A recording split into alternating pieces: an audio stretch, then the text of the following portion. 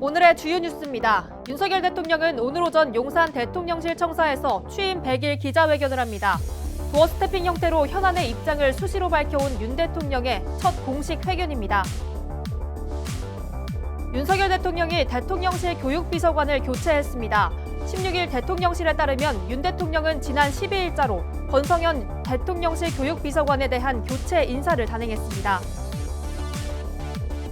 국민의힘 이준석 전 대표가 당 비상대책위원회 효력을 정지해달라며 낸 가처분 신청 사건의 신문이 오늘 열립니다. 비대위 출범과 동시에 대표직을 상실하게 된 이 전 대표가 이에 반발해 법적 대응에 나서면서 초유의 전면전이 펼쳐진 만큼 이 전 대표와 국민의힘 양측이 치열한 공방을 벌일 것으로 예상됩니다. 더불어민주당은 이재명 방탄용이라는 비판에도 불구하고 결국 당원 80조 개정에 돌입했습니다. 당직자가 부정부패 혐의로 재판에 넘겨져도 당직을 계속할 수 있고 1심에서 금고 이상의 유죄 판결을 받아야 당직이 정지되게 하겠다는 겁니다. 이나대 사망 사건의 피의자에게 검찰이 살인 혐의를 적용했습니다. 이런 판단은 당시 조사에 참여했던 법의학 전문가를 통해 공개됐습니다. 피해자가 혼자 떨어졌다면 남았어야 할 흔적들이 전혀 없었다고 밝혀졌습니다. 화물연대 소속 화물차 기사들이 하이트 진로 본사 건물에 들어가 점거 농성을 시작했습니다. 운송료를 놓고 노사가 반년 넘게 갈등을 빚고 있는데 고질적인 원청, 하청 구조가 문제를 더 복잡하게 만들고 있습니다. 이재명 의원의 변호사비를 쌍방울 그룹이 대신 내줬다는 의혹과 관련해서 검찰이 쌍방울 그룹의 전 현직 회장들에 대한 체포 영장을 발부받았습니다. 수상한 자금 흐름이 나타난 이후 2명 모두 석 달 전쯤 해외로 잠적한 상태입니다.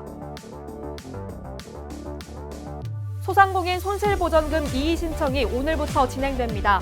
중소벤처기업부가 신종 코로나 바이러스 감염증 방역 조치로 인해 피해를 봤음에도 손실보전금을 받지 못한 소상공인을 대상으로 오늘 오전 9시부터 이의 신청을 받습니다.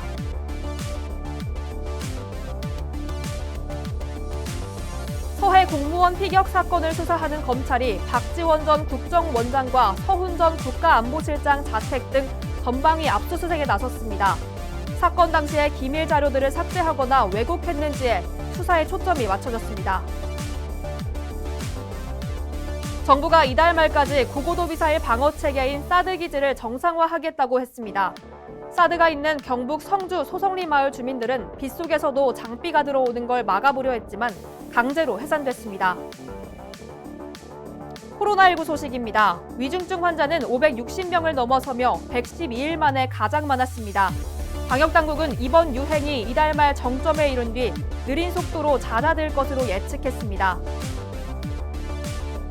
골프 접대 논란으로 고발된 이영진 헌법재판관에 대해서 공수처가 본격적인 수사를 예고했습니다. 대한변호사협회는 이 재판관을 향해 사법부 신뢰에 먹칠을 했다며 강하게 비판했습니다.